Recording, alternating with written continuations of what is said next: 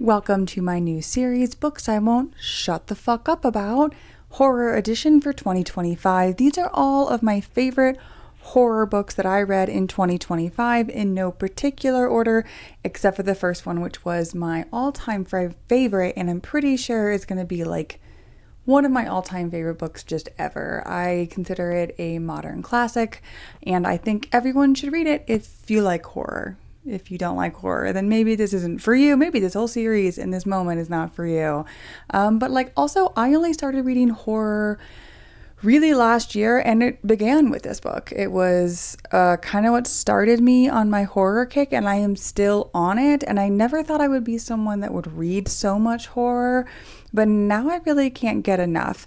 And to end the suspense, because I apologize for doing that, it is Buffalo Hunter by Stephen Graham Jones. Now, I have read a number of Stephen Graham Jones books, and I was really introduced to him because my local library had him for an event when he released, I think, the second book in My Heart is a Chainsaw series. That's where I really heard about him, and then I just been following him ever since. And when Buffalo Hunter came out, I got it on audio, and it is excellent. Just like truly a modern masterpiece. It's a historical indigenous horror with deep foreboding and blood-soaked revenge. It's for readers drawn to bleak, blood-soaked historical horror, obsessed with the spiraling cost of retribution, guilt, memory, and the West itself. Ideal if you like measured pacing that tightens into dread, sparse yet poetic prose, and moral rot painted across wide, snowy silence rather than loud gore or intricate lore. There is lore though. Like, I say that, but also I don't say that. Like, the lore in this is actually incredible, and it's just like the slow pacing. It's like, it's not even slow, it's just measured pacing, and you get more of this lore as you go, as you learn more about the story. What's cool about Buffalo Hunter is that it has nested stories. So we start in the modern day with a woman who works at the university in Colorado who learns that there is a journal from her like great grandfather, and she's trying to like restart her career, and she thinks this is going to do it for her, and she gets the journal and she starts reading the journal, and her great grandfather was like a Lutheran minister in the West, and we're learning about his life through the diary. And that's when we're introduced to Goodstab, who is an indigenous Blackfeet Indian and who is now telling his own story to the Lutheran minister. And so we are getting this very nested storytelling. And whenever Goodstab is telling his story, it changes the tone. Like, it becomes its own storytelling experience. And I think that's what made it such an amazing audiobook, because we have multiple narrators, and the audio narration was just excellent. It's one of those ones where I like want to have a special edition because I love it so much, but also I just want to read the audiobook multiple times because I enjoyed it so much as well. Anyways, Buffalo Hunter by Stephen Graham Jones. If you like horror, then like absolutely. If you like any kind of horror, this is one where you have to sort of just be in for the long haul and enjoy the pacing as it goes, because it just ratchets it up and really reels you in. Next is Empty Heaven by Freddie Kolsch. This is a young adult horror with teenage angst, queer found family, and the secrets that lie just beneath the surface. This is for readers who are drawn to dark, emotionally charged YA horror about the terror of being claimed by something that insists it loves you. Ideal if you like brisk yet lingering pacing, eerie rural atmosphere, queer found family tenderness, and the seductive dread of ancient rituals hiding behind postcard charm. I enjoyed this book so much so that I want to be friends with Freddie Kolsch. Can we be friends? It has a nostalgia to it because it takes place in like the year 2000, and it's a group of teenage friends, and it has that sort of Goonies vibe to it because of that, where it's like a group of friends who are really sarcastic, just very realistic teenage, like angsty sarcasm, inability to just like be sincere about anything, while also having this queer longing because two of the characters, including the one we're following, like have been tiptoeing around each other prior to when we jump in on their story. And they're all drawn together, and it's like a really lovely friend group. And so you're with this friend group, and there's this strange ritual that happens every so many years in this town. And you know, we're following the main character who like thinks it's like quaint because she's from out of town. She knows about it. Her family's from this town, but she thinks it's like a silly little small town, like weird pagan ritual. But it turns out it's not just a ritual. It's like real. And they essentially like summon this sort of pagan god who then takes over one of the people in their friend group, and they have to figure out how to save her from having her soul like stolen by this entity and this town that's just like too good to be true.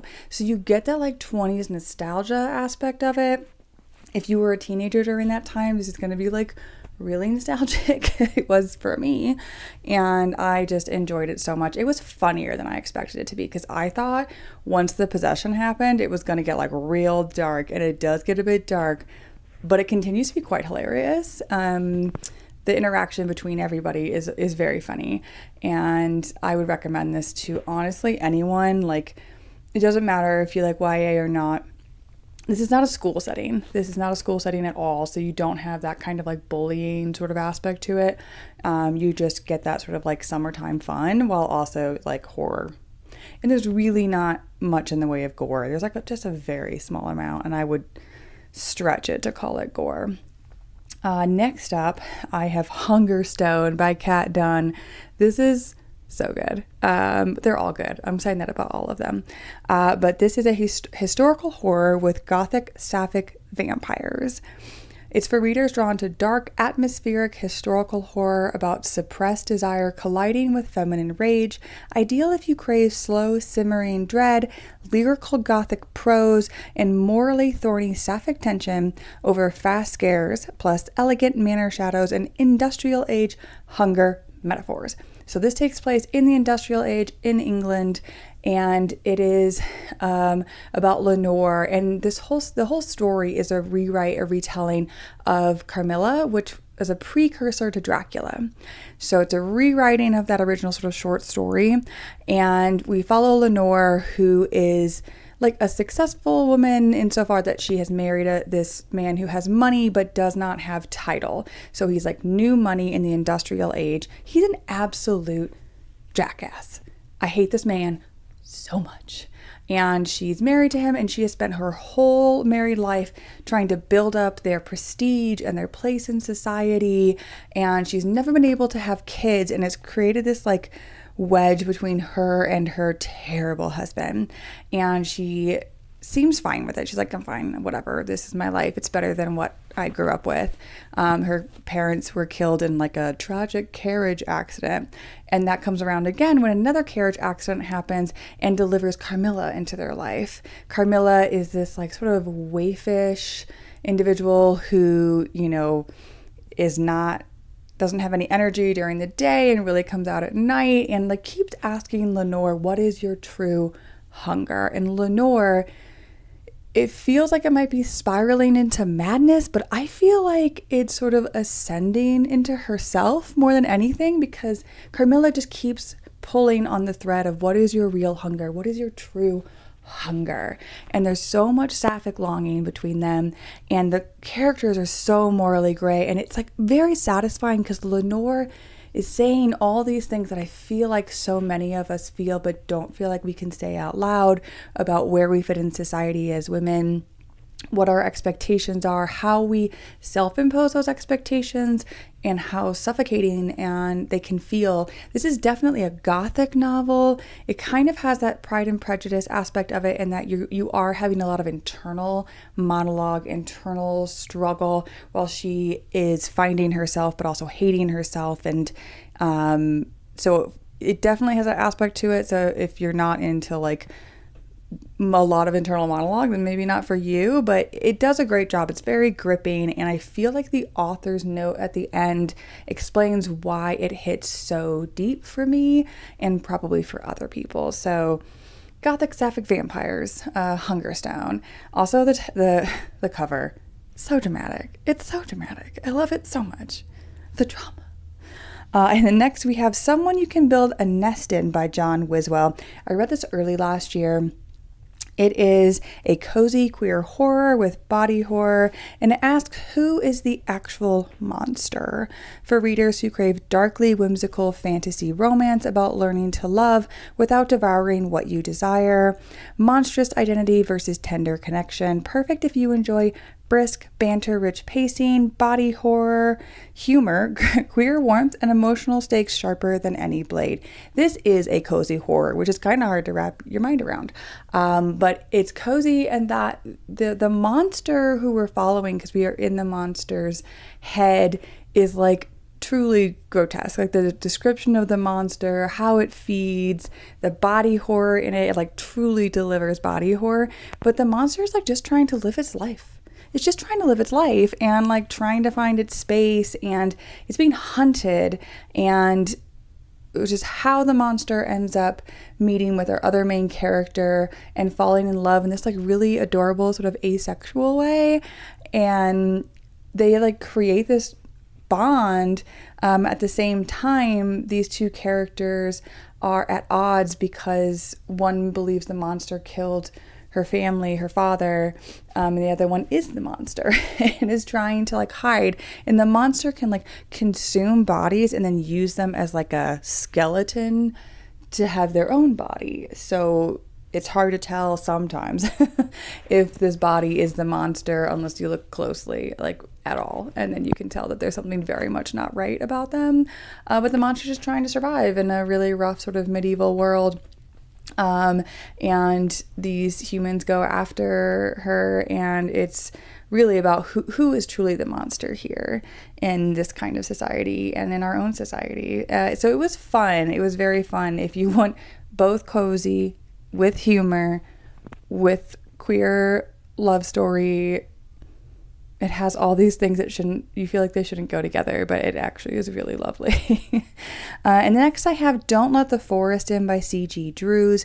This is a queer young adult organic horror with a growing sense of dread and toxic devotion. This is for readers drawn to queer YA horror about toxic devotion and the terror of loving someone whose pain is turning monstrous. Perfect if you crave dark, tense atmospheres, lyrical prose, and emotional intimacy more than gore or very complex world building. And you like your scares laced with yearning, art, and the ache of wanting to say what might already be lost. So this does take place at a school, and it is a YA. And some things that I don't generally like about YA, which is like the school atmosphere and like bullies. It's not always my favorite, but this one hit me just right. There are bullies at the school. It doesn't feel like too much. And, you know, in the end, they get theirs. And so that was nice. But it is our main character is going back to school. And you know something's just like not right. It's at a private school. And his best friend is there. And he hasn't heard from him all summer. And he's like been in love with his friend forever. And, you know, but also he tends toward being asexual, which is really nice to see so much asexual representation this last year. And while they're at the school, monsters start trying to kill them, and they come out of the forest, and they are having to figure out why this is happening, and they spend their nights having to kill these monsters before they come into the school and start just mowing people down. And they're only successful for so long. And the real question is like, where are these monsters coming from? It appears to be coming out of his best friend's artwork, which is quite horrific and lovely in that way. And there's just like a lot of secrets and asking who is the monster? Where do these monsters come from? Who creates them? And how do they come to life? And also just like that sort of toxic devotion that they have for each other. They are totally 100% dedicated to each other. And you're like, this is wrong, but also I'm here for it. I like it a little messed up. What can I say? I like it a little messed up. But yeah, that's my books I won't shut the fuck up about horror edition for 2025. I've already started and finished a number of horror books for 2026. So I will probably do a mid-year one or even next month, because I just continue to devour horror, especially queer and indigenous horror and black horror. I've been really, really enjoying just sort of the renaissance of horror, especially in like the new ways people are taking it. Please tell me ones that you would recommend, or if you've read these, feel free to put in the comments what you thought, if you agree or disagree, or you have recommendations. I would love to have recommendations because I just can't get enough. So once again, thank you for joining me on Books I Won't Shut the Fuck Up About in 2025.